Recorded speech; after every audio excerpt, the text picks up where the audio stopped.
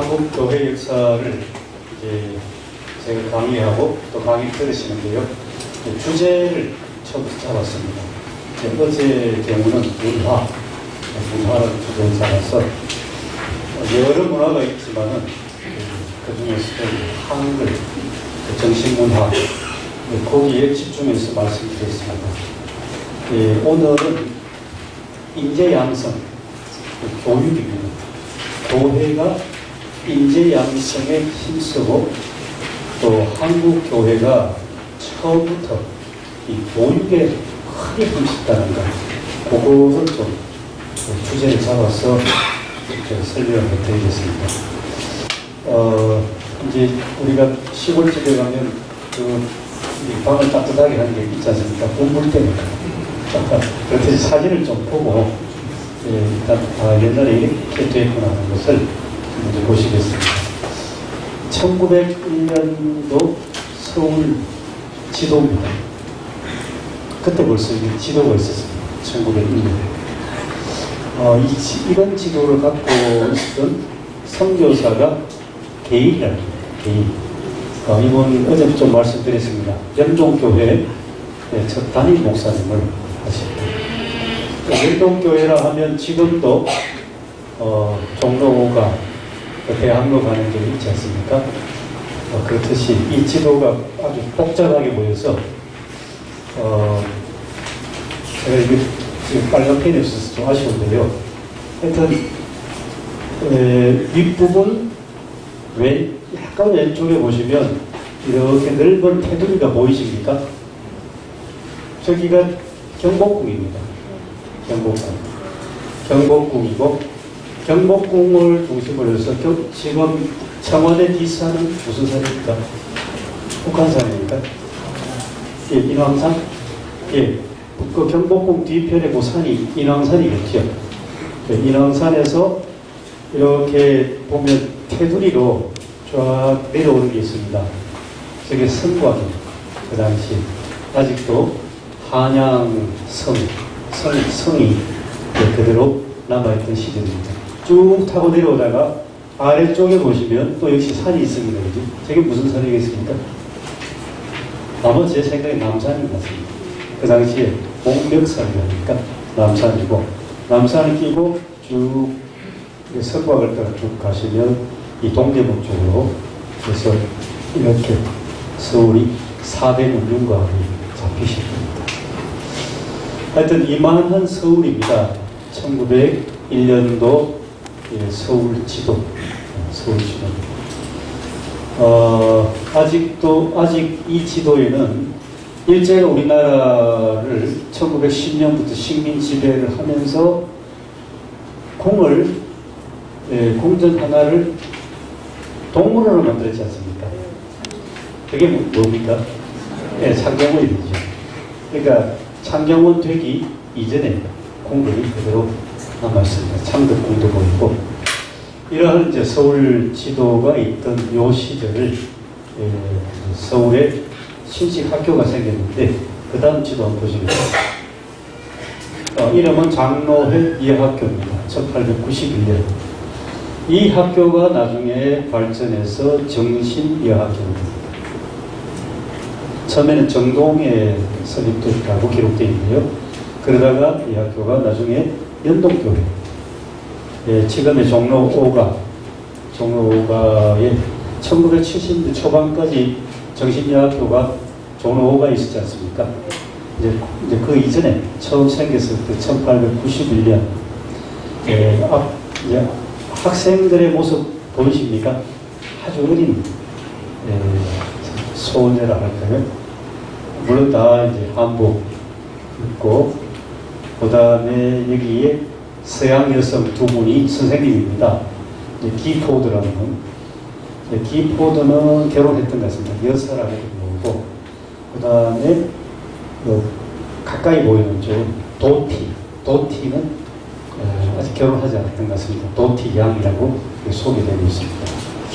그래서 이렇게 해서 1891년 장로교 선교사들 가운데 여성 선교사들이 여자 학교를 설립했다. 이겁니다. 어제 잠시 다른 사진 보였습니다만은 그 당시 우리나라 사회에서 여성이 요즘처럼 어떤 인격으로 대접을 받았습니까? 안 받았습니까? 대체로. 아주 뭐 특이한 어떤 양반집은 몰라도 보통 사람들은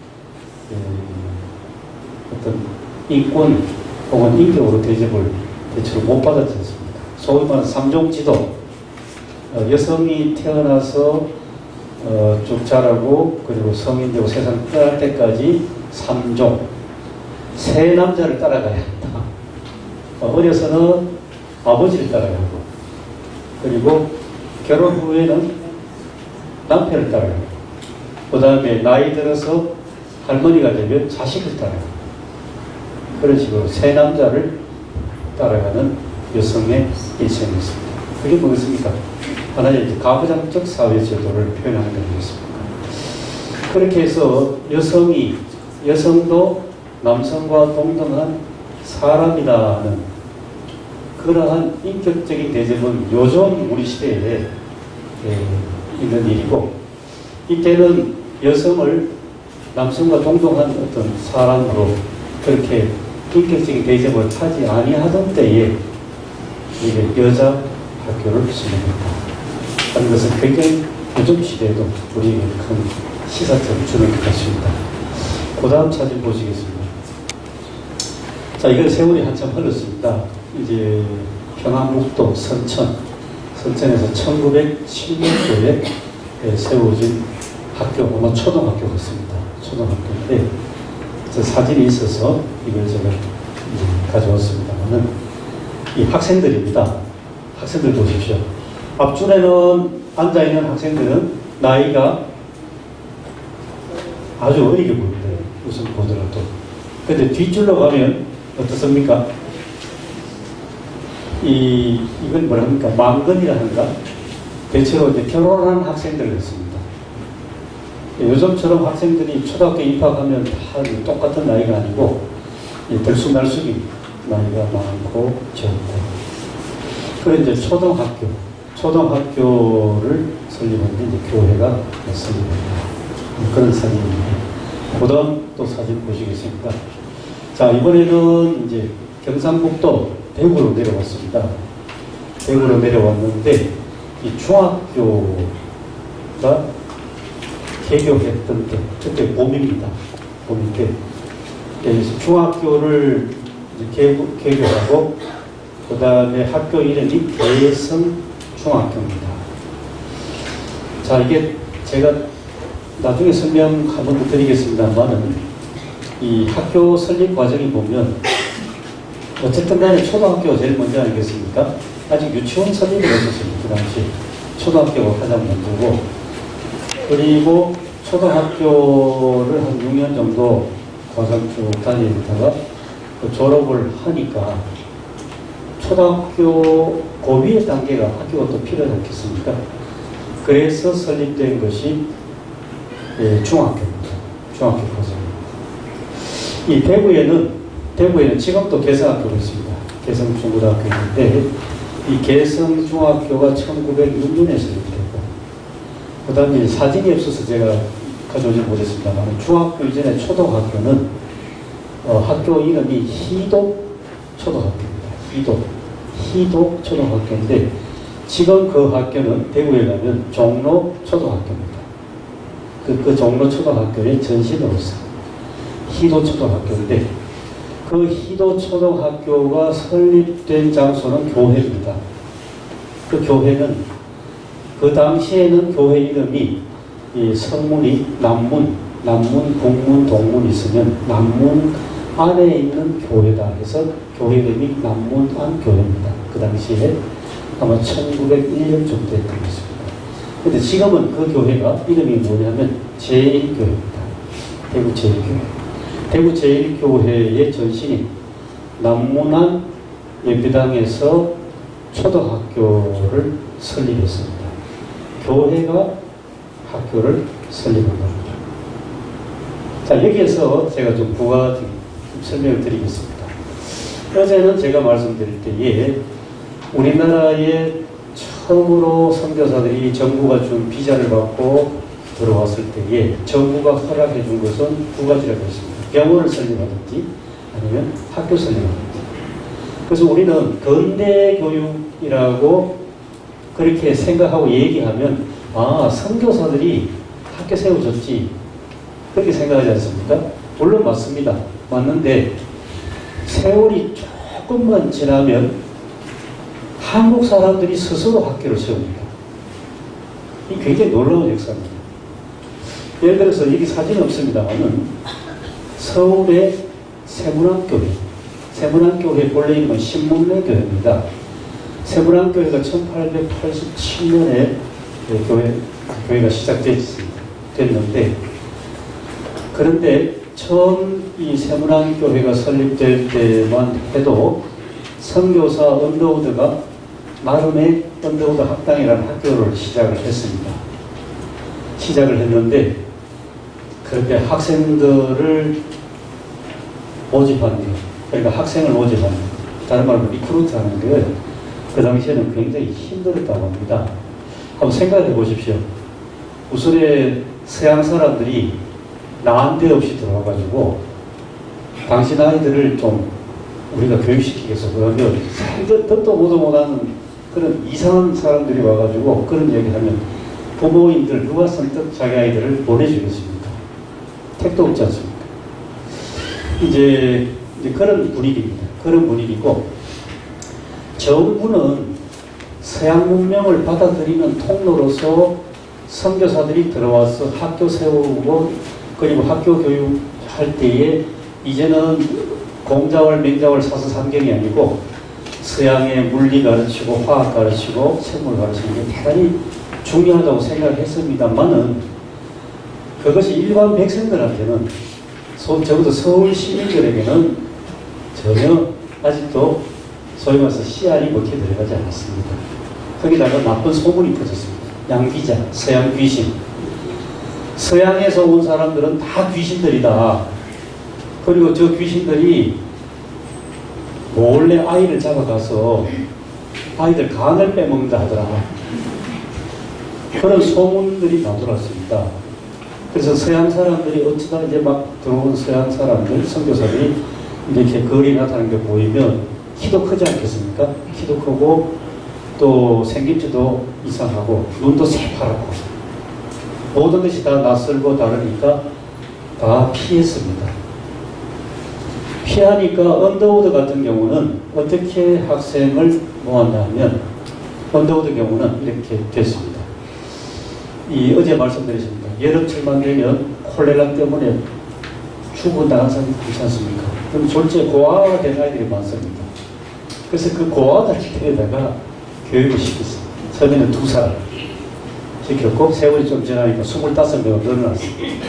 그러니까 고아원 겸 학교입니다. 처음 시작한 선교사들이 시작한 학교, 언더우드 학당은 그렇게 됐습니다. 그래서 먹고 잠 재우고 그리고 교육, 뭐 수학도 가르치고 또 영어도 가르치고 또 성경도 가르치고 한 그런 학교로 시작된 것이 우리 장로교 선교사 언더우드의 언더우드 학당이었습니다. 이것이 나중에 발전하고 발전을 거듭해서 지금의 경신중고등학교가 됩니다. 경신중고등학교가 됐는데 처음에는 언더우드 학당이었습니다. 자, 제가 이제 말씀드리고 싶은 것은 이렇게 선교사들이 자기들이 어쨌든 선교사로 와가지고 할 수 있는 일은 학교 설립하고서 학교 교육하는 것이라 해서 이제 학교를 시작했습니다만 학생들 모집이 잘 되지 않았습니다. 그런데 조금씩 학교가 살아났습니다.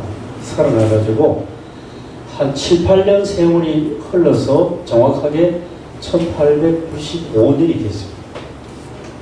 1895년에 무슨 일이 일어났냐면 세문안교회 우리 한국 사람 교인들이 학교를 설립합니다. 저는 이 자료를 보고 놀랐습니다. 선교사들이 학교를 세워가지고 막 선교사 중심으로 학교가 발전할 줄 그렇게 저도 알고 있었는데 자료를 보니까 1895년에 세문안교회에서 우리나라 교인들이, 조선 사람들이 교회가 교회 옆에 학교를 세웠는데 그 학교 이름이 영신학당입니다. 영신학당. 아마 그래서 제가 본 자료로서는 우리나라의 최초로 한국 사람이 교회가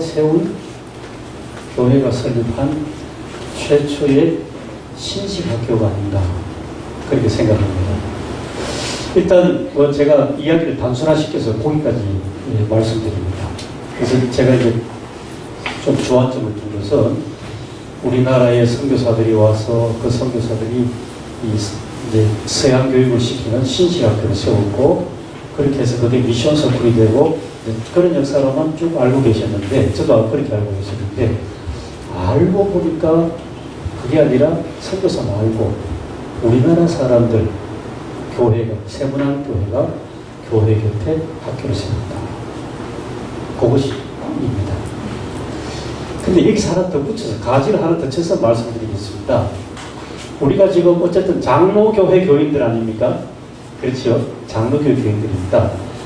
이 장로교회 역사가 막 족보를 따져 올라가면 스위스에서 시작됩니다. 스위스 주리히에서 츠빙글리라는 종교개혁자로부터 이제 소위 우리 장로교회가 시작되고 츠빙글리의 그 다음 세대가 우리가 잘 알고 있는 칼빈입니다. 제네바에서 종교개혁을 했습니다. 했는데 칼빈의 종교개혁의 후반부에 가면 굉장히 중요한 것이 나타나는데 그건 뭐냐면 학교를 세웁니다. 제네바 아카데미. 제네바 아카데미를 세워가지고 유럽에서 젊은 사람들이 그 당시에 뭔가 새로운 사회를 위해서 또 새로운 교회를 위해서 뭔가 해보려고 하는 사람들이 다 제네바 아카데미로 몰려왔습니다. 그리고 칼빈이 죽기 전 불과 몇 년 전입니다만은 그때부터 열심히 교육을 시켜가지고 한 5, 6년 교육시켰습니다. 칼빈이. 그러고 이제 칼빈이 세상 떠났습니다.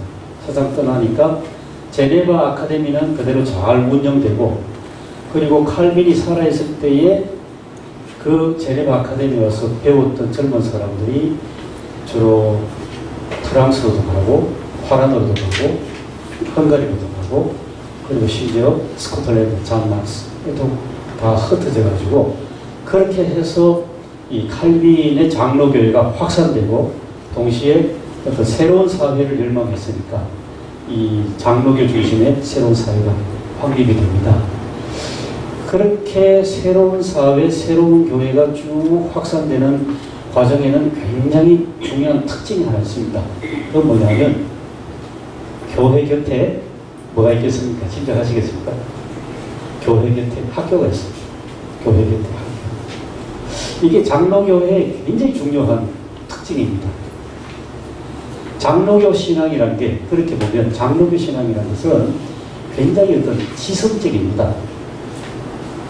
물론 열정도 기본, 신앙 열정 기본 바탕이 있겠습니다만은 굉장히 어떤 지성적인, 그 지적인 수준이 있는, 그렇기 때문에 끊임없이 어떤 교육, 지식교육, 그리고 신앙교육, 그 다음에 삶의 교육, 윤리까지 다 포함되는 소위 말해서 전인적인 교육을 시키는 기관이 항상 나란히 병행해 있는 겁니다. 이게 장로교의 특징입니다. 우리나라에 이제 장로교 선교사들이 들어와서 어쨌든 언더우드 학당, 그 다음에 언더우드로부터 시작한 그 세문안교회가 설립되고 여러 교회가 설립되면서 그러면서 교회 옆에 학교가 우후죽순처럼입니다. 이게 우리 그 초창기에 장로교회의 굉장히 중요한 특징이라고 할 수 있습니다. 그래서 그 유산이 지금도 사실 내려옵니다. 전체 우리 한국 교회의 교파나 교단을 쭉 따져볼 때에 어떤 미션 서클이 가장 많은 교단이 바로 우리 교단입니다. 우리 교단. 근데 그 전통이 지금도 내려오는 거죠. 근데 정신이 살아있냐? 그건 또 별개 문제입니다만 일단 학교는 지금까지 잘 존속되어 왔습니다. 다시 돌아가서 말씀드립니다만은 이런 식으로 세문안교회가 한국, 그 당시 조선, 한국교회 교인들이 교회 안에 혹은 교회 곁에 학교를 설립했습니다. 1895년. 근데 이때는 참 놀랍습니다. 왜 놀라우냐면 1895년이라는 이 해를 일반 역사책을 제가 한번 찾아봤습니다. 보니까 우리나라 그 당시 조선 정부가 신식교육을 정식으로 도입해야 되겠구나. 그리고 정부 안에 오늘날처럼 교육부를 만든 해가 1895년입니다. 우리나라 정부의 교육부가 들어서던 그 1895년에 세문안교회가 신식교육을 시키기 위해서 학교를 설립했다. 영신학당. 더 놀라운 사실은 그 영신학당에 몇 년인지는 모르겠습니다만 일정 기간 안창호 선생이 그 학교를 다녔습니다. 그런 기록까지 있습니다. 이제 조금 제가 이야기가 좀 깊어졌는데요. 자, 그런 맥락에서 교회가 학교를 설립했다. 맥락에서 대구도 보면 제가 이제 설명드렸습니다만은 1901년도에 대구의 남문안교회, 지금의 제일교회가 초등학교를 설립을 했습니다. 설립을 했는데 어제 말씀드렸죠. 메비우스 선교 정책, 자립입니다. 자립, 자치, 스스로 홀로서 자원해서 헌신하는 것. 이게 이제 메비우스 선교 정책의 중심이고요. 학교를 설립할 때에 그 당시 무슨 부모들이 무슨 돈이 있었겠습니까? 없는 살림에. 그래도 이 칼빈 장로교회하고 우리나라 이 교인들 또 우리나라 사람들이 어떤 너무 잘 합의점 이루어지는 게 교육에 대한 열정입니다. 어제 개인 선에서 좀 말씀드렸죠. 학문적 성과를 본다면 영국의, 미국의 유수한 대학보다도 한국의 선비들이 쌓아올린 학문적 업적이 훨씬 높다. 그리고 한국 사람들은 교육열이 굉장히 높다. 그것을 선교사들이 파악을 했습니다. 그런 맥락에서 1901년에 대구에서 초등학교가 설립됐습니다. 희도 초등학교입니다. 그리고 여성 교육을 시키는 초등학교도 설립되는데 그것이 신명여학교입니다. 그건 1902년입니다. 그런데 신명여학교를 설립할 때에 재미있는 에피소드가 하나 있습니다. 그 뭐냐면 그때 이제 선교사들이 이제 들어와서 이제 남편 선교사 그리고 선교사의 아내도 역시 선교사를 이해합니다. 이제 이름을 말씀드리기에 암기하기 쉽지 않을 텐데요. 대구에서 선교했던 선교사 중에 부혜리라는 선교사입니다. 부혜리, 브루엔 선교사라고 하는데요. 그 부혜리 선교사의 부인이 남달리 여성도 교육을 받아야 된다. 그래가지고 이 여자 아이들을 학생을 모집하는 거죠. 리크루트를 하는 거죠. 리크루트를 하는데 집집마다 찾아다니면서 이제 학생을 모집을 했습니다. 그런데 잘 아시는 대로 그 당시에도 지금도 그렇습니다만 대구는 대단히 보수적인 지역입니다. 딸아이를 교육시켰다. 이거는 보통 집에서는 전혀 생각을 하지 않고 고려하지 않는 겁니다.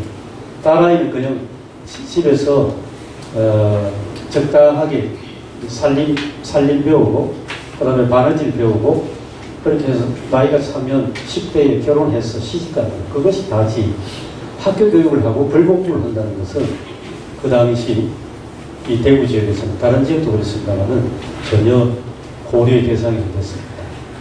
그래서 선교사 부혜리 부인이 여성 교육을 위해서 학교를 설립하기 위해서 그런 이야기를 했답니다. 당신 딸아이를 우리 학교로 보내주세요. 우리 기술학교입니다. 보내주시면 우리가 아주 좋은 교수로 그렇게 장성시키겠습니다. 아주 요리를 가르치고 바느질도 가르치고 그렇게 해서 아주 훌륭한 여성으로 우리가 기를 테니까 딸아이 우리에게 맡겨주세요. 그렇게 해서 여자 학교를 시작을 했답니다. 신명학교 시작이 대구에. 그런데 이제 기숙학교로 데려왔으니까 교육을 마음대로 시키지 않겠습니까? 그래서 약속한 대로 바느질도 가르치고 요리도 가르치지만은 그 딸아이들에게 영어도 가르치고 수학도 가르치고 물리도 가르쳤습니다. 그 아이들이 한 10년, 20년 후 자라면 뭐가 됐겠습니까? 소위 말해서 신여성들이 된 겁니다. 그런 재미있는 에피소드가 있습니다. 그 당시 이제 여성교육이라는 것이 여러 가지로 한번 생각해 볼 수 있는데요. 선교사 부인들이 이렇게 학생들을 모집해서 거짓말은 아니지만 거짓말은 이제 딸아이의 부모와 약속한 것 그 이상으로 교육을 시켰습니다. 그래서 보다 이제 기록에 보면 그렇게 교육받은 아이들이 20대고 30대가 됐을 때 이 대구 지역 교회에서 일하는 교사가 되고, 그리고 어떤 사람은 전도 부인도 되고, 또 어떤 사람들은 이제 신여성으로서 YWC의 지도자가 되고, 그렇게 해서 소위 그 사회에 여성 지도자가 다수가 된다. 그런 얘기를 미리 말씀드렸습니다. 다시 이 사진으로 돌아오면 그렇게 해서 초등학교를 졸업하고 나서 그 다음에 1906년에 대구에서 혹은 영남 지역에서 최초의 중학교 과정이 있으니까 중학교의 설립 목적은 그 당시에 중학교 과정을 졸업하면 초등학교에 가서 교사가 된다는 겁니다. 그래서 최고 학부입니다. 그 당시 중학교 최고 학부 과정입니다. 그래서 그런 이제 중학교 교육을 시키게 되는데요. 그 다음 사진 보시겠습니다. 이제 학교 건물이 없으니까 우선 학생을 모집했습니다. 학생 모집했는데 아주 제가 사진 보고 재미있는 것은 옷은 뭡니까? 양복에는 다 한복을 입었습니다. 한복을 입었고 이 학생들 중에 절반 이상이 결혼을 했답니다. 중학생 중에 결혼을 했습니다. 그런데 신기한 것은 머리에다 뭐를 쓰고 있습니까?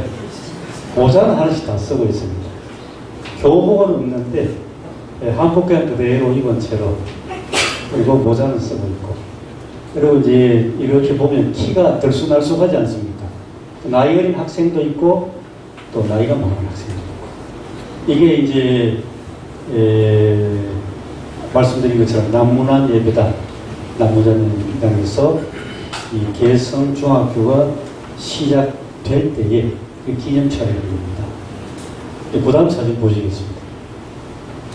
자, 이제 1911년이 됐습니다. 1906년에 시작됐고 1911년에 제1회 졸업식을 가졌는데 이게 뭐 학생도 있고 뭐 학부형도 있고 친척도 있고 뭐 다양하게 지금 졸업식을 한 것 같습니다. 제1회 졸업식이 1911년입니다. 근데 벌써 뒷건물 보십시오. 아까는 뒷배경이 초가집이었는데 지금 건물 하나 지었지 않습니까? 이게 지금도 이 건물이 있습니다. 아담스관이에요. 선교사 아담스 이름을 그대로 가져와서 아담스관이라고 지금도 사용하고 있는 건물이고, 뭐 대구 시내에서는 최초의 2층 양옥 건물이라고 합니다. 이렇게 해서 1911년에 제2회 졸업식하고, 또 그 다음 사진 보시면 역시 개성학교입니다. 1912년에 학교를 찍은 건물인데, 아까 이제 졸업식 할 때 뒷 배경이 되는 건물은 왼쪽에 2층 집입니다. 2층 집이고, 그리고 교사가 한 2개 더 늘어났는데 아마도 기숙사였던 것 같습니다. 1912년. 또 그 다음 사진 보시면 1913년에 역시 같은 건물입니다. 아담스관의 교사, 학생 이렇게 단체 사진이 있습니다. 또 그 다음 사진 보시면 개성중학교 제3회 졸업생입니다. 요즘 학생들하고 완전 다른 모습입니다. 아마 다 결혼한 것 같습니다. 아저씨들이 중학교를 졸업한 그런 모습입니다. 아주 당당해 보이는 그런 모습입니다. 3회 졸업생. 그 다음 사진 보시겠습니다. 1914년에 개성중학교 교사들입니다. 미국 선교사도 있고, 그리고 한국 교사도 있습니다. 그 다음 사진 보시면 1915년 또 1년 후입니다. 개성중학교 전교생, 교사, 그리고 학생. 역시 뒷 배경은 계속 같은 건물인 것 같습니다. 그 다음 사진 1916년 교사 학교 건물이 좀 더 늘었습니다. 그런 상태의 사진이 있는데요. 그런 모습. 이러한 이 건물들이 지금도 그대로 남아있습니다. 그래서 학교, 그 다음 사진 보시면, 이제 마지막 사진 되겠습니다. 아까 이제 졸업식, 제1회 졸업식의 뒷배경이 되는 건물, 아담스관이 지금도 그대로, 이런 모습대로 그대로 남아있습니다. 자, 이렇게 해서 대구에서 설립된 그 희도초등학교, 사진 없습니다만 희도초등학교, 그 다음에 개성중학교. 제가 이제 중요하게 말씀드리고 싶은 것은 교회가, 그리고 교인들이 교회 곁에 일반 학교를 세웠다 하는 겁니다. 그리고 그 학교를 세울 때에 다들 돈이 없었는데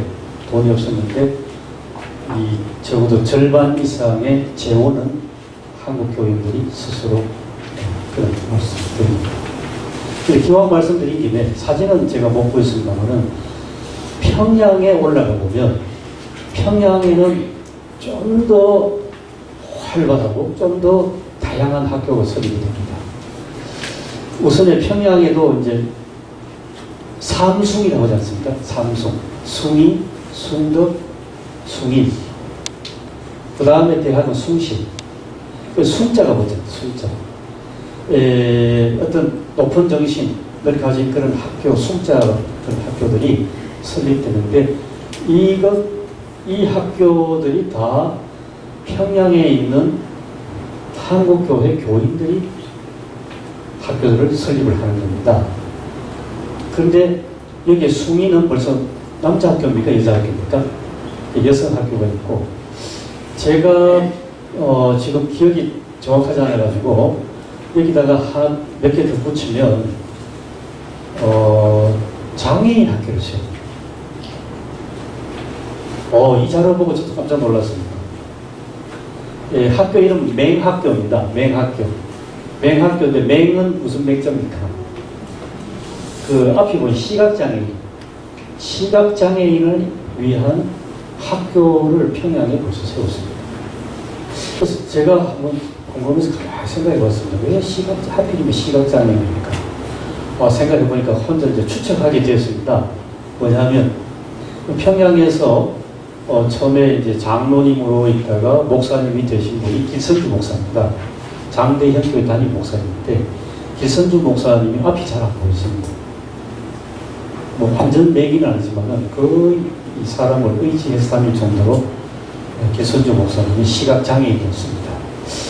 어쨌든 간에 평양에는 남자 학교, 여자 학교, 거기다가 장애인 학교까지 세웠을 정도로 학교 교육이 활발했습니다.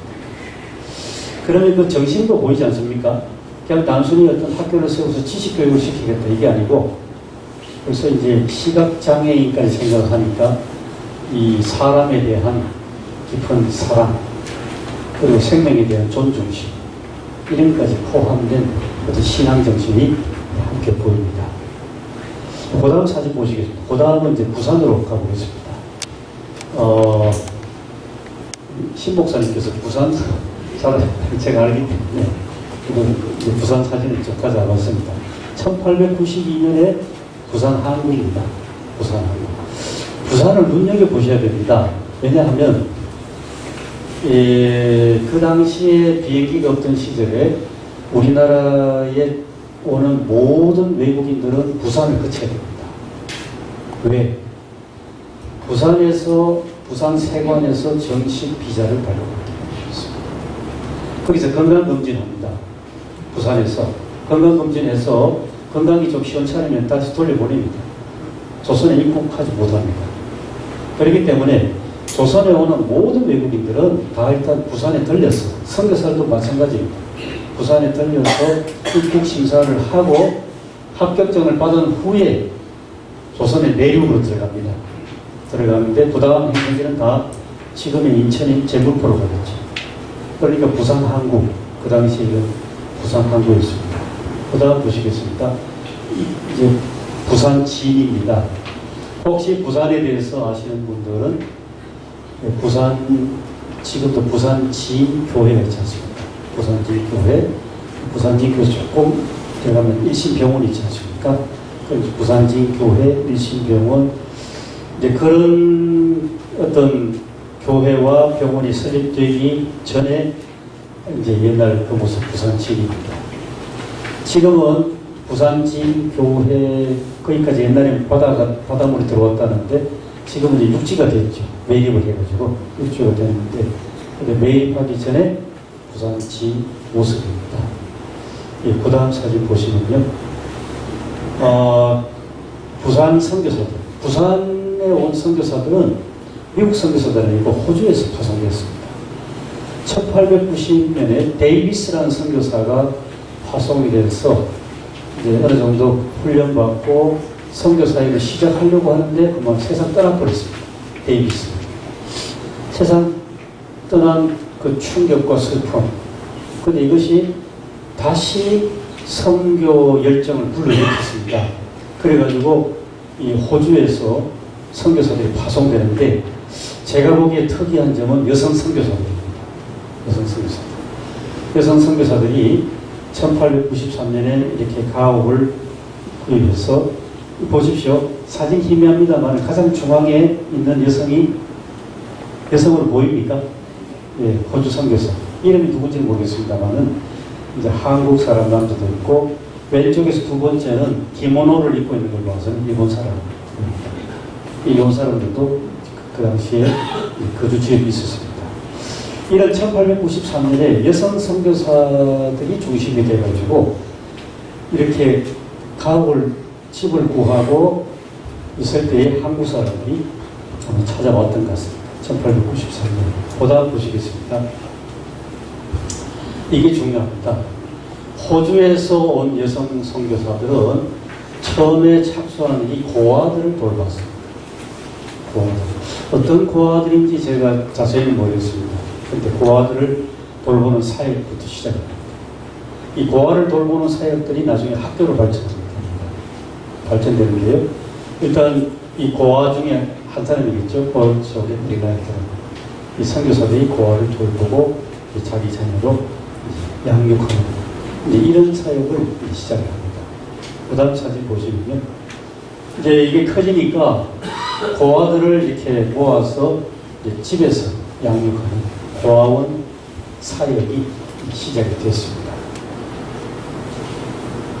자, 또 그 다음 사진 보시면 호주 선교사들의 묘지입니다. 데이비스가 아까 세상 떠났다 말씀드렸습니다만 이 자리가 어디냐 하면 부산에 가면 광복동 다 아십니까? 광복동. 부산 광복동이 있고 그 다음에 그 뒤에 보수산 아십니까? 보수산. 부산을 모르시는 보수산 잘 모르시고 그 유명한 자갈치 시장과 멀지 않습니다. 자갈치 시장, 국제시장, 그리고 광복동 그 입구에 유명한 헌책방 골목들 있지 않습니까? 그 뒤에 보수동인데 그 보수동이 지금은 집들로 가득 차 있지만은 그 당시에는 이렇게 좀 헐벗은 산이었던 것 같습니다. 거기에 호주 선교사들 와서 세상 떠난 사람들이 묘지가 썼습니다. 좀 슬픈 일화가 있습니다. 어떤 선교사 부부가 와서 사역을 하는데 아이가 태어났는데 그 아이들이 세상 떠났답니다. 세상 떠나는 그 슬픔에 있는 속에 있는 부인인데 그래도 남편은 선교 사역을 위해서 멀리 내륙으로 떠났습니다. 그러니까 이 마음의 어떤 아이를 잃은 슬픔과 어떤 상심 이런 것을 끌어안고 어디로 가겠습니까? 묘지로 갔다. 묘지에 가서 부른 찬송이 제가 들은 대로 멀리 갔더니 슬프고 또 그 찬송을 들어서 부르며 울었던 그런 얘기가 전해드립니다.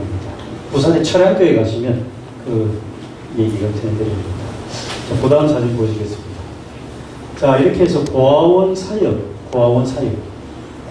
사역을 그것이 기초가 돼가지고 부산의 최초의 여성 학교가 설립이 됩니다. 이것이 소위 일신여학교입니다. 한자로 날일자에 그 다음에 신자는 새로운 신자입니다.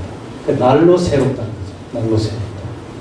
근데 참 재미있는 것은 역시 여자 학교입니다. 여성을 교육시키는 학교.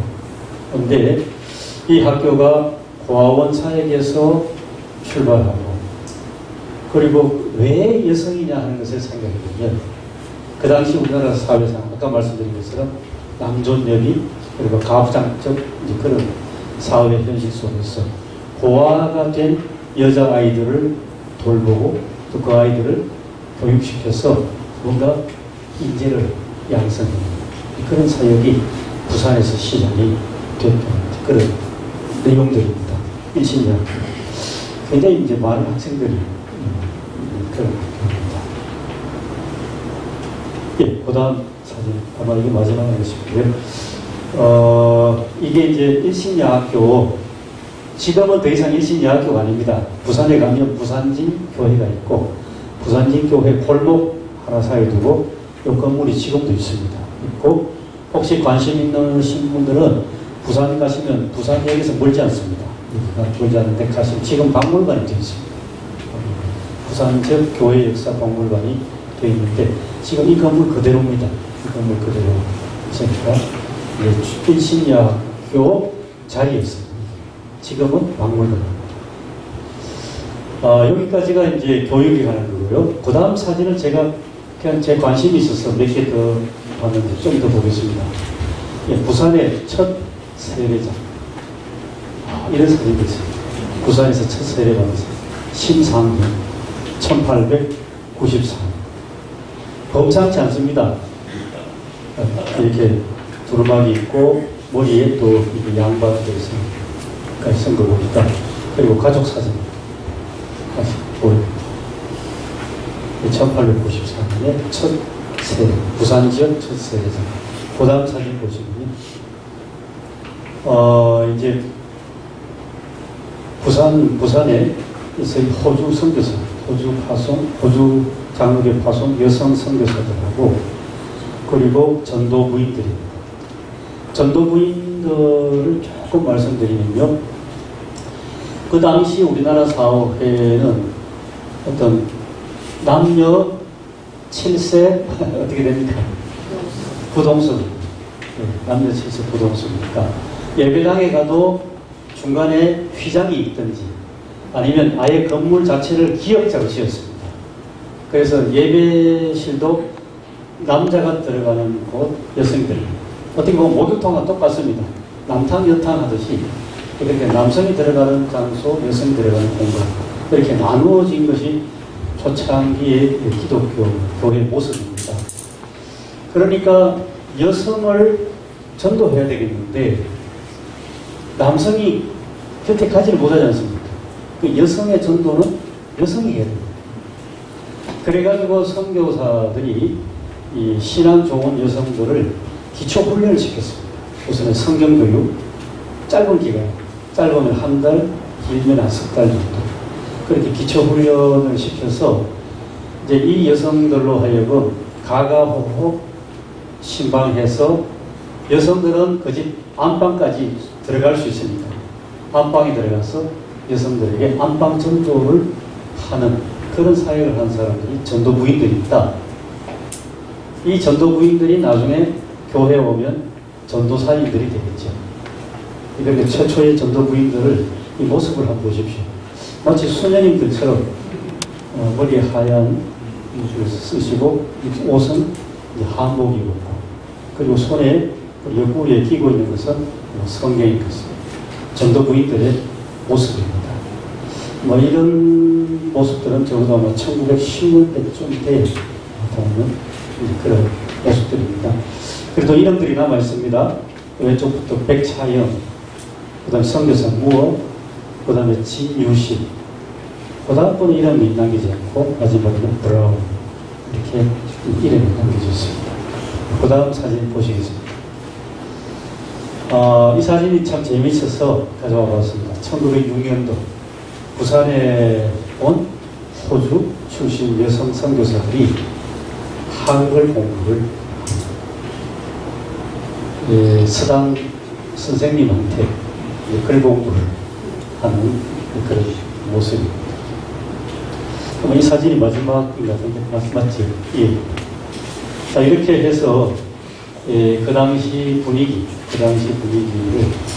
사진을 통해서 좀 설명을 이렇게 드려서 말씀드렸습니다.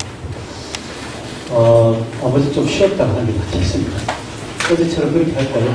지금 한 35분에 다시 시작하겠습니다. 그때까지 쉬겠습니다. 자, 이제는 노트 필기를 좀 하셔야 되니까요. 7쪽입니다, 보니까.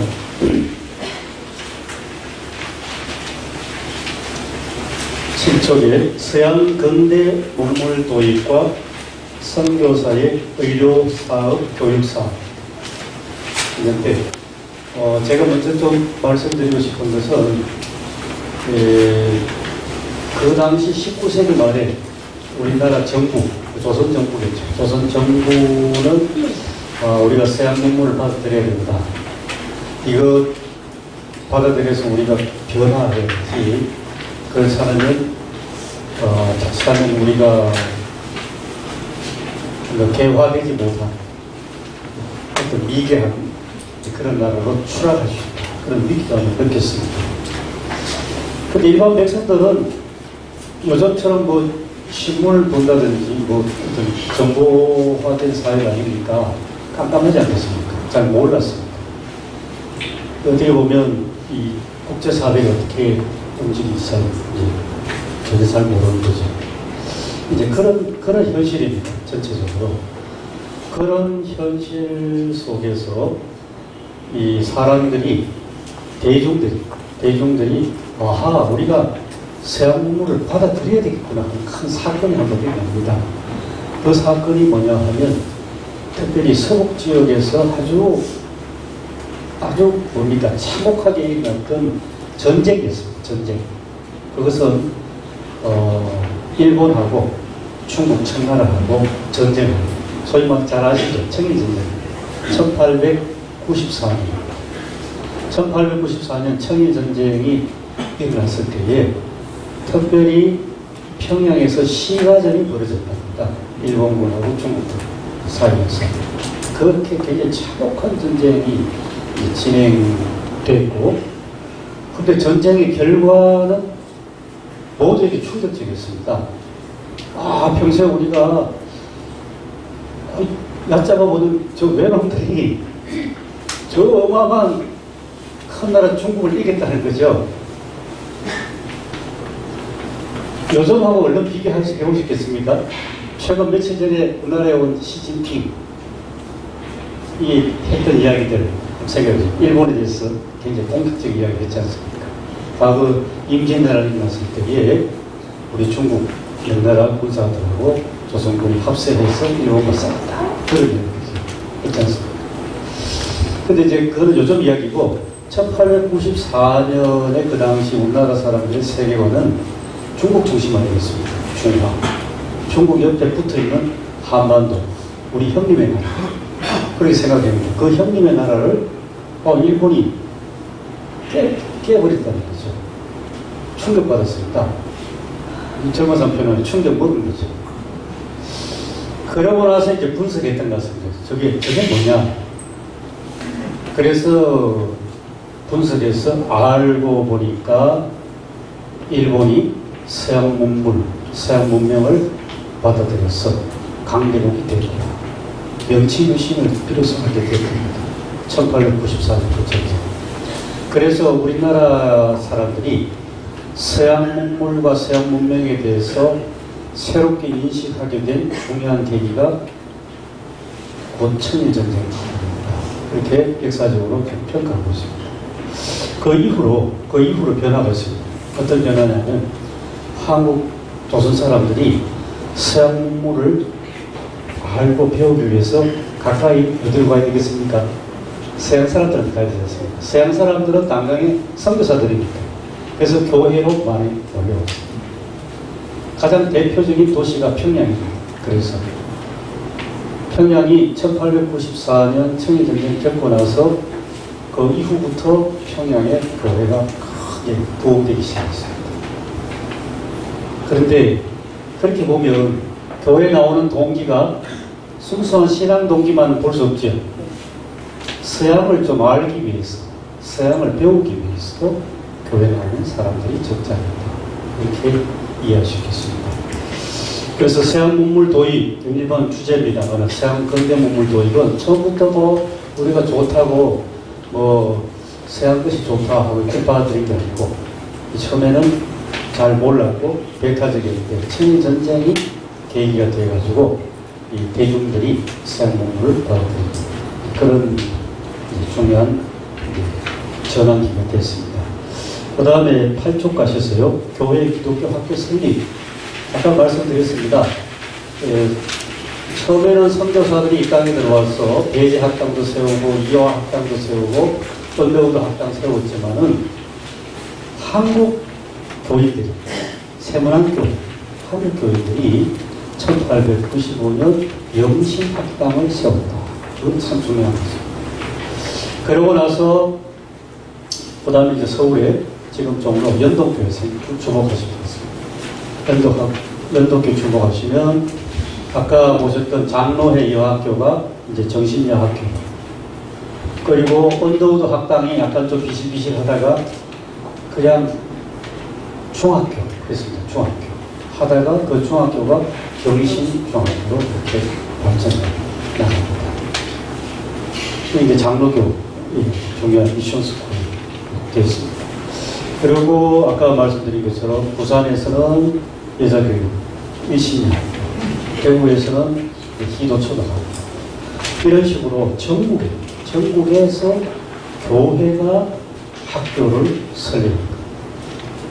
주일학교는 다릅니다. 주일학교하고는 교회 안에 주일학교는 달리 일반 학교를 세웠는데 여기에 선교사들도 가만히 있지는 않았습니다. 이렇게 조선에서 이 선교사들이 선교 활동을 하면서 역시 그들도 교육을 중요하게 생각을 했는데 예산 바깥으로 교회 곁에 세워진 학교가 크게 발전해 나가니까 그들도 놀랬고 그러면서 뭔가 이 정책이 필요하구나 이렇게 해서 정확하게 1897년입니다. 1897년에 우리의 교육 정책 하는 것을 미국 국장로회가 어떻게 미션 스쿨을 교육시킬 것이냐 교육 정책을 세웁니다. 기본 골자는 이렇습니다. 첫 번째는 목적이 인재 양성입니다. 그러면 여기에서 인재라는 범주가 불가를 포함한데요. 첫 번째는 교회입니다. 우리가 지금 교육시켜서 이렇게 키워내는 인재는 장차 이들이 자랐을 때에 교회의 중요한 주역이 된다. 그 다음 중요한 것은요. 사회입니다. 사회 속에서도 이들이 무슨 일을 하든 의사가 되든 심지어는 노동을 하는 대상장이가 되든 아니면 공무원이 되든 무엇이 되든 간에 좋은 크리스찬으로서 사회 안에서 훌륭한 일을 해내는 사람입니다. 아주 분명하지 않습니까? 교육 목표가. 이게 우리의 교육 정책. 1897년입니다. 우리의 교육 정책은 이런 교육 정책이옵니다. 그래가지고 아무래도 이제 선교사들이니까 분명한 것은 신앙교육입니다.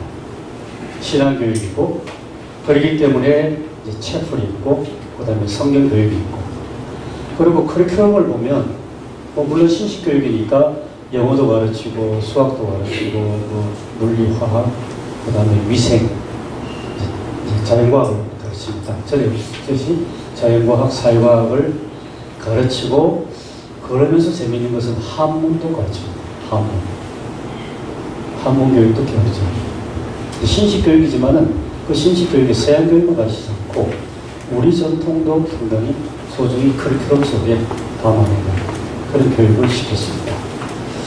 근데 그런 것들이 이제 전국적으로 하나의 교회가 학교를 설립하고 그것이 하나의 교육운동으로 그렇게 함으로써 요즘 이제 교회들이 많이 고민하는 다음 세대를 위한 준비가 벌써 시작됐다고 볼 수 있겠습니다.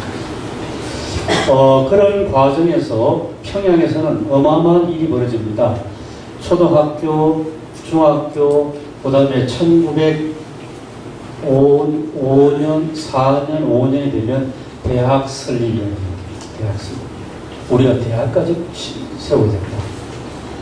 그래서 그 대학 설립을 위해서 헌신적으로 들어온 선교사가 선교사 베어드입니다. 베어드 선교사. 이분은 1897년 금방 말씀드린 것처럼 우리의 교육정책 그거 수립하는 주인공 장본인이었습니다. 그리고 그걸 수립하고 나서 바로 평양에서 박자중이라는 한국 사람, 박자중이라는 선비하고 같이 숭실중학교를 설립합니다. 숭실중학교를 설립하는데 한 학생들이 처음에 한 60명 정도 지원했답니다. 그 중에서 이제 건강도 보고 그리고 초등학교 교육이 잘 됐나 이제 입학시험은 아니지만 입학시험 같은 걸 보고 그렇게 해서 한 20명 정도 학생을 뽑았습니다. 그래서 이제 숭실중학교가 시작된 겁니다. 숭실중학교가 시작됐는데 처음부터 뭐 숭실이라는 이름은 아니었고요. 처음에는 그저 소박하게 시작했답니다. 사랑방 학교는 이렇게 시작했습니다. 그렇게 1897년 시작됐고 그 다음에 세월이 흘러서 1904년, 5년쯤 되면 졸업생이 나오지 않습니까? 그러니까 대학을 설립합니다. 숭실 대학이 설립됩니다. 숭실 대학이 설립되고 문자 그대로 대학 교육을 시작한 겁니다. 굉장히 빠른 속도 아닙니까? 초등학교, 중학교, 그 다음에 대학. 아직 서울에 있는 연세대학교는 그때 태동할 생각도 안 합니다. 평양에서. 평양이 교육의 중심 도시가 됩니다. 기독교 교육. 그렇게 되는데요. 그때 참 제가 우연히 그때 발간된 신문을 봤습니다. 예수교 신보라는 신문인데 대학을 설립을 할 때에 평양과 평안도, 황해도 교인들까지 굉장한 어떤 정성과 열정으로 학교를 설립한 겁니다. 이런 기사가 나왔습니다. 1906년 5월 달에 평양에 있는 장대현 교회에 학교 설립에 관심 있는 사람들, 교회식을 모였습니다. 모여가지고 이제 우리가 대학을 설립해야 됩니다. 그래서 그 대학 설립을 하려면 재원이 있어야 되는데 우리가 헌금을 해야 됩니다. 그래서 당장에 그 자리에서 헌금을 했답니다. 재미있는 것은 당장에 집을 바친 사람, 논밭을 바친 사람부터 시작을 해가지고 그 다음에 어떤 사람은 건축 자재들, 못을 바치는 사람, 목재를 바치는 사람, 가난한 사람들은 바칠 게 없지 않습니까? 그래서 나는 바칠 돈이 없으니까 그 학교 건축하는 현장에 가서 나는 노동을 하겠다. 그런 사람. 그렇게 해서 숭실대학교가 지금도 그 학교 역사를 읽어보면 선교사 베어드가 설립자고 이렇게 선교사 이름 나왔습니다. 근데 저는 그 신문을 보고 베어드가 중심 역할을 하고 중요한 학장 노릇도 오랫동안 하시지만은 역시 한국 사람, 한국 교인들이 열과 성의를 다해서 대학을 설립하는데 굉장히 어떤 힘을 보탰다. 이게 어떤 선교사들이 세웠기 때문에 우리는 그냥 그냥 따라가는 그것이 아니고 우리가 설립한 학교라면 확실한 의식을 가졌던 거예요. 그것이 굉장히 중요했습니다. 그래서 이제 이번에 교회의 기독교 학교 설립했을 때에 그 과정이 초등학교, 중학교, 마지막 대학까지 교회가 설립했다. 그리고 선교사들에게 결코 의존하지 않고 이게 우리의 학교, 그리고 우리가 길러내야 할 인재다 하는 그런 분명한 의식을 가지고 학교 설립하고 교회했다. 그것을 말씀드렸습니다. 그 다음에 3번 가서요. 기독교 학교 특성입니다. 교육 구국 운동과 애국 개몽 운동. 이걸 같이 가는 겁니다. 교육이 곧 나라를 구하는 운동이다. 교육. 여기서 교육이라는 것은 학교 설립입니다. 학교 설립이고, 그리고 학교를 설립해서 뭘 가르치느냐? 애국, 나라 사랑, 그리고 개몽. 이렇게 되어 있습니다. 구체적인 역사를 말씀드리면 1904년부터 좀 시작이 되었습니다. 1904년도에는 10년 만에 또 한 번 전쟁이 일어났죠. 우리나라에. 러일 전쟁입니다. 청일전쟁 때에 애국계 이 한반도에서 우리나라 조선 사람들은 전혀 뭡니까? 뭐 잘못도 없고, 그런데 남의 나라 군대가 와서 전쟁을 하니까 참 얼마나 처량한 신세 아닙니까? 중국 군대와 일본 군대가 한반도 전쟁을 했습니다. 그런 전쟁이 10년 후에 다시 러시아와 일본이 또 전쟁을 한다는 거예요. 이 한반도와 그 주변에서. 이때도 우리는 그 전쟁에 대해서 속수무책으로 보통 사람들은 당하고만 있어야 하는 그런 서글픈 현실이 됐습니다. 이 서글픈 현실 속에서 사람들이 일어나기 시작합니다. 우리가 당하고만 있을 수 있겠냐. 뭔가 해야 된다. 뭘 해야 되냐. 지금 당장에는 우리가 일어나서 뭐 무력으로 일본에게 대들 수도 없고 러시아에게 더더구나 대들 수도 없는데 우리가 미래를 내다보면서 인재를 양성해야 된다. 이겁니다. 인재 양성. 그래서 학교 세우는 학교 세우는 여기서 말하는 학교는 사립학교 설립운동입니다. 1904년 사립학교 설립운동. 학교 세워서 뭐하냐? 이것은 지금 당장은 하지만은 앞으로 장래에 망해가는 우리나라를 구하는 운동이 학교 설립입니다. 여기 학교 설립운동은 두 가지 학교가 있습니다. 뭐냐면 서양 문물이 들어왔다고 했지 않습니까? 그렇기 때문에 기독교와는 아무 상관없이 서양 문물만 받아들이는 학교들이 설립됩니다. 이 경우를 잠깐 소개해드리면 경상북도 안동 경우입니다. 경상북도 안동에는 잘 아시는 대로 옛날부터 주자학이 발달했지 않습니까? 뭐 퇴계, 그 다음에 김성희 이런 대유학자들이 그 지역에 어떤 정신적인 유산을 잘 내려오고 있었습니다. 그러니까 당연히 이런 주자학을 배우는 그 학풍들, 학맥들이 쫙 있는 그런 동네에서 19세기 말이 됐습니다. 19세기 말이 이제 풍산의 유시대, 이제 유인식이라는 분, 이런 분들, 젊은 청년들 몇 사람이 서울에 성균관으로 유학을 왔답니다. 유학을 와서 1901년쯤 됐습니다. 가만히 배워보니까, 자기들 안동에서 산경하고 주작 공부한 거는 이제는 옛날 이야기지, 시대는 새로운 시대가 왔는데, 새 시대에는 자기들이 배운 게 별로 소용이 없다는 것을 성균관에서 알게 됐답니다. 그때는 성균관도 커리큘럼 바뀌었습니다. 그래서 자기들 신학문을 배운 거죠. 배워가지고, 제가 이름은 다 기억 못합니다. 하여튼 유인식만 지금 기억하는데요.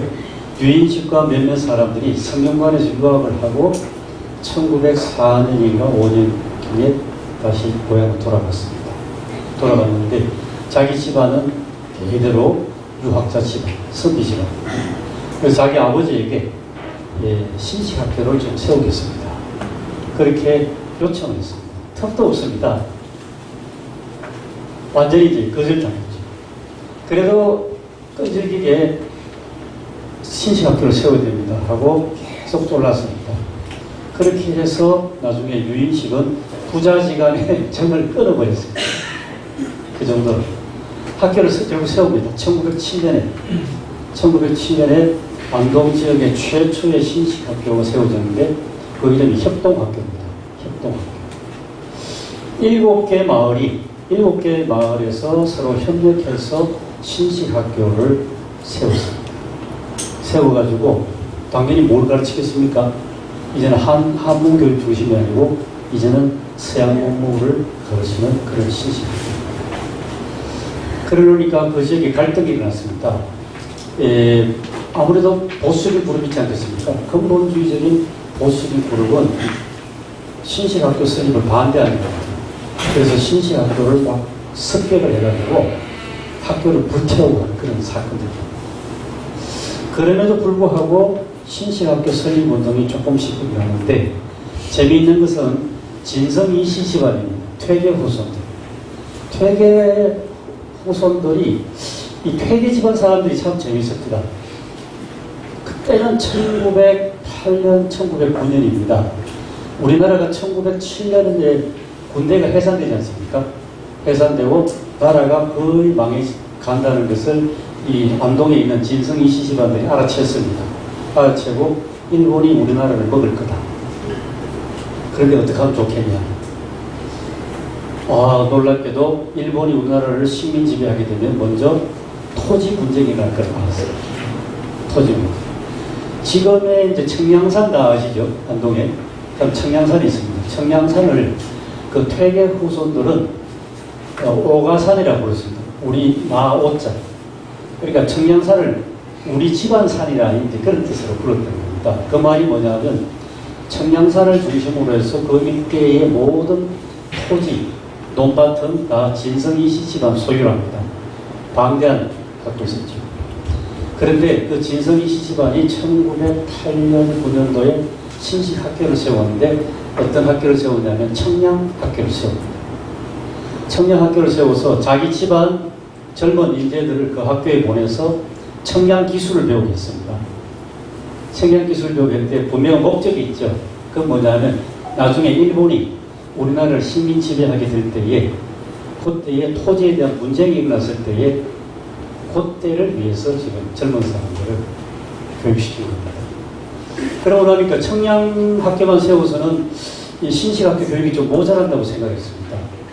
그래서 도산서원 바로 뒤에 원천동에 있습니다. 지금 여행 가시면 우리가 잘 아는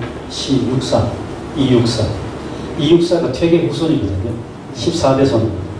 그 이육사가 태어났던 그 마을에 신식 사립학교를 만듭니다. 보문의숙이라는 학교를 만들어가지고 역시 이제 물리화학, 생물, 자연과학 중심으로 그런 학교를 세운 거죠. 자, 이런 식으로 신식 사립학교 설립운동이 일어났는데 왜 일어났냐? 1904년 러일 전쟁을 계기로 해서 이거 빨리 교육을 시켜야겠다. 교육을 시켜서 다음 세대를 준비해야 된다. 어떻게 하느냐? 신식 사립학교를 빨리 세우자. 그래서 서양 문물을 빨리 소개해야 된다. 이러한 운동이 확산됐습니다. 이거는 우리 기독교 혹은 교회와는 아무 상관없습니다. 상관없이 그냥 신식학교입니다. 근데 그런 학교도 있고, 그 다음에 교회가 설립한 학교는 역시 교회가 설립한 학교대로 이 소위 신문물, 서양 문물을 역시 가르치는 오늘 편하게 이야기하는 미션 스쿨도 세웁니다. 그러면 그 당시 1904년부터 쭉 이어지는 그 시대에는 소위 신식학교가 두 종류 있겠죠. 기독교와 상관없는 신식학교가 있고, 그리고 교회가 설립한 신식교육입니다. 그런 형태로 시작됩니다. 여기서 잠깐 장로교 통계를 제가 살펴보니까요. 1907년 시점에 1907년, 1908년이 되면 장로교회가 전국적인 어떤 수치로 계산해 볼 때에 2개 교회가 학교 하나를 설립했습니다. 놀랍지 않습니까? 2개 교회가 학교 하나를 설립했습니다. 그 당시. 그만큼 학교 설립 운동이 이 교회에서도 활발하고 일반 사회에서도 활발하고 그것을 말씀드릴 수 있습니다. 그 다음에 이제 아까 여성교육 말씀드린데요. 여성이 우리나라의 특별히 조선시대를 생각해보면 여성은 남성과 똑같은 인격으로 대접받지만 그리고 큰 대가족 사회 속에서 일반 보통 집안의 여성들은 주로 반일을 많이 했지 않습니까? 반일, 그리고 배지 않은 일, 그런 일을 많이 하고 여성들의 세계관은 주 집안에 있었습니다. 집안에 성주단지 모시고 그러니까 이제 집안에서의 안방 많이면 됐지만은 보고 듣고 생각하는 것은 다 집안에 맴돌았어요. 그 정도 우리나라 드라마가 유행하는 걸 보면 아직도 우리는 세계가 집안에 많이 사랑 타령 많이 하는 어떨 때는 그런 생각을 해봅니다만은 그 당시에는 하물며 오늘날처럼 이런 어떤 정보화 시대 아니기 때문에 자기 집안의 세계를 물는데 여성들은 집 밖으로 나오겠습니다. 집 밖으로. 교회 다닌다는 것 자체가 그런 점에서 보면 여성 해방입니다. 사실 집 밖으로 나오게 하는 해방이었습니다. 해방이었고, 그래서 성경을 통해서 보니까 예수님이 여성도 사람으로, 여성도 참 인격으로 대하셨다 하는 것을 굉장히 강하게 얘기해 줍니다. 그래서 1900년 어간에 보면 서울의 감리교인 정동교회는 남녀의 관계에 대해서 토론회까지 합니다. 토론회. 그 정도로 굉장히 빠르게 서울 쪽에 의식이 확산됩니다. 그래서 여성교육은 여성이 학교 교육을 정식으로 받기 시작한 때가 아마 이때부터가 아닌가. 아까 말씀드린 것처럼 전국 각 지역에 여자 학교가 설립되기 시작합니다. 보고입니다. 그 다음에 10쪽으로 가시면요. 교회가 설립한 기독교 학교에 대한 통계, 금방 말씀드리겠습니다. 1907년 8년에는 전국 장로교회가 2교회당 학교를 설립합니다. 그런 걸로 했고요. 그런데 5번에 가시면 분위기가 달라집니다. 사립학교령 공포. 1905년도에 잘 아시는 대로 우리나라 외교권이 박탈되지 않습니까? 일산외교로 박탈되고 1906년부터는 일본이 우리나라에 들어서 통감부를 설치하지 않습니까?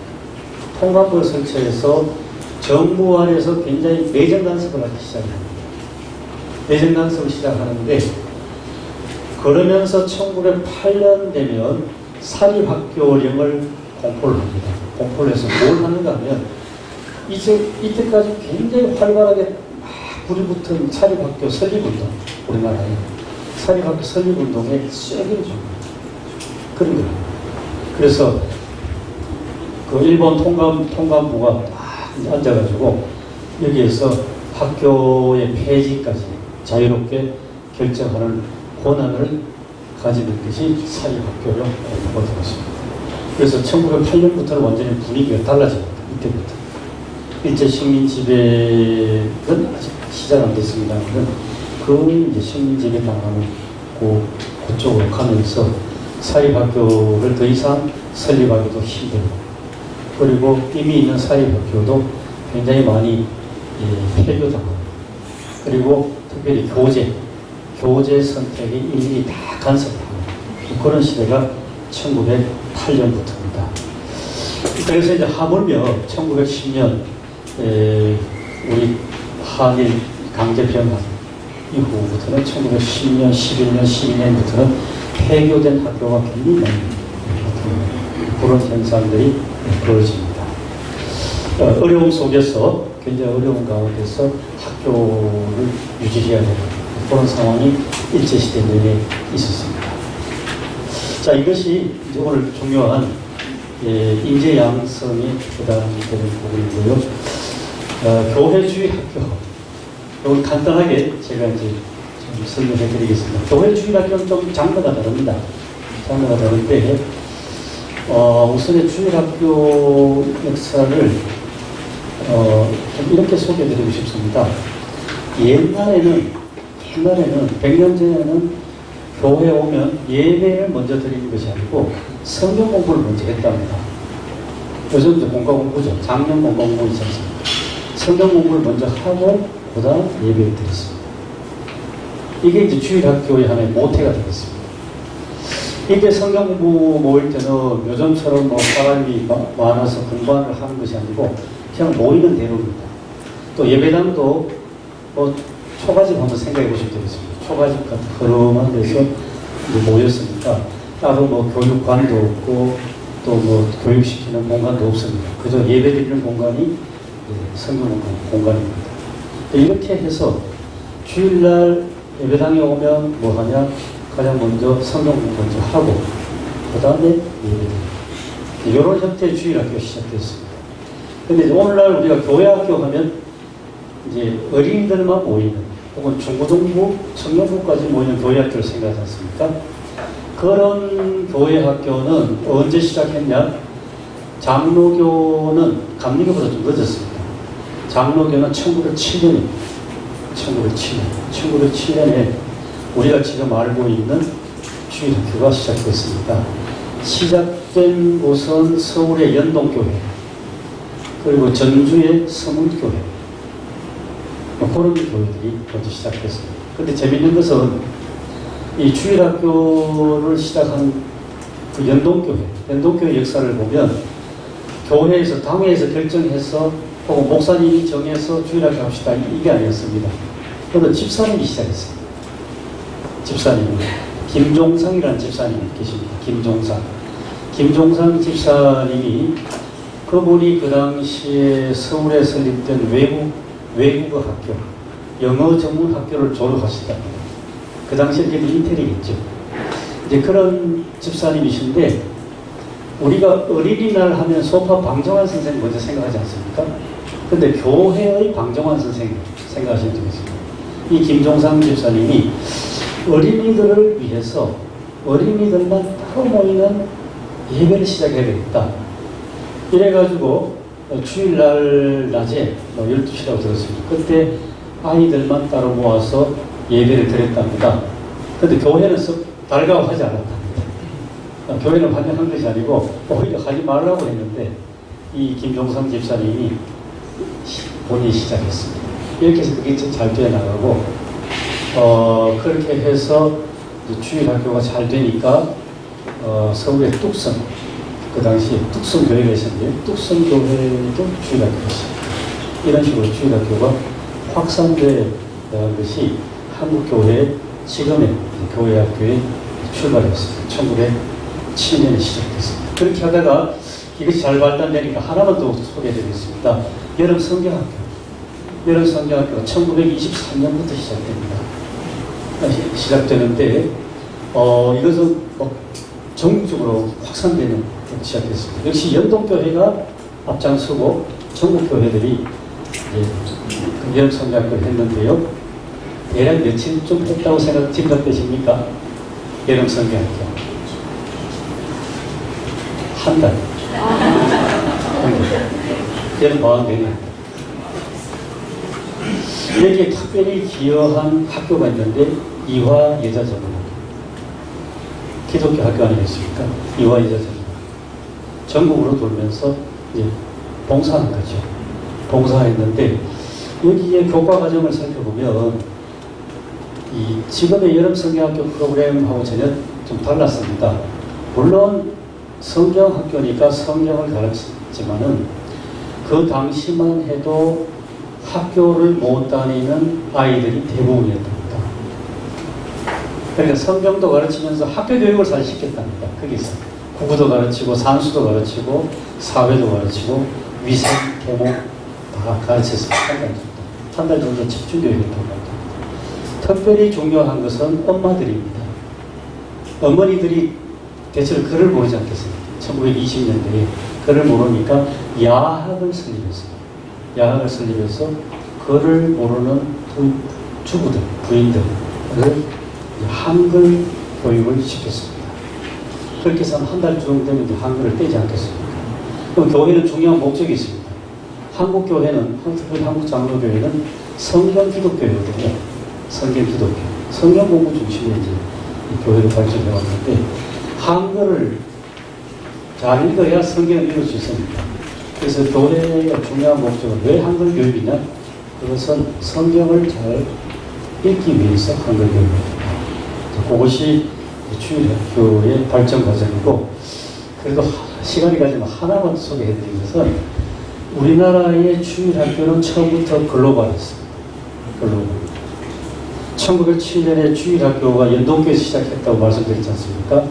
그 즈음에 미국의 주일학교 연맹의 대표들이 우리나라에 왔습니다. 와보니까 한국 장로교회 주일학교가 있느냐? 아직 없다고 하거든요. 빨리 좀 세우라고 합니다. 세우라고. 우리가 도와주겠다. 그렇게 해서 주일학교가, 연동교회는 그런 식으로 김종상 집사님이 출발했지만은 하여튼 다른 교회들도 주일학교가 시작되니까 곧바로 이게 외국의 주일학교 연맹하고 바로 연계가 됐습니다.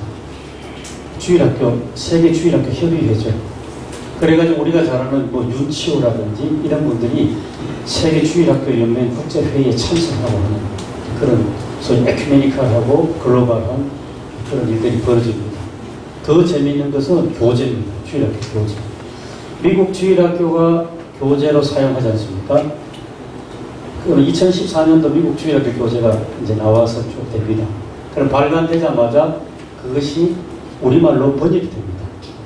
번역이 돼서 한국은 2015년도에 주일학교 교재로 사용합니다. 그럼 미국 주일학교하고 한국 주일학교 시차가 1년밖에 안 됩니다. 그죠? 그런데 이것을 확대해서 한번 상상해 보십시오. 그 당시에 어떤 문화와 문명의 차이가 미국과 한국 차이는 어느 정도 차이 나겠습니까? 적어도 수십 년 그 이상 아니겠습니까? 근데 주일학교 들어오면 1년밖에 차이 납니다. 그만큼 주일학교가 수준이 대단히 높았다는 그런 얘기입니다. 그리고 주일학교가 잘 될 수밖에 없었죠. 그런 한국교회 역사입니다. 그래서 세계교회 어디에도 한국교회만한 주일학교가 잘 높지 않겠습니까? 없는데 그 초창기에 그런 역사들을 바탕으로 주일학교가 발전합니다. 요즘은 참 그렇지 않은 세상이 되었습니다. 그런데 저는 오늘 여기까지만 말씀드리겠습니다. 마치겠습니다. 감사합니다.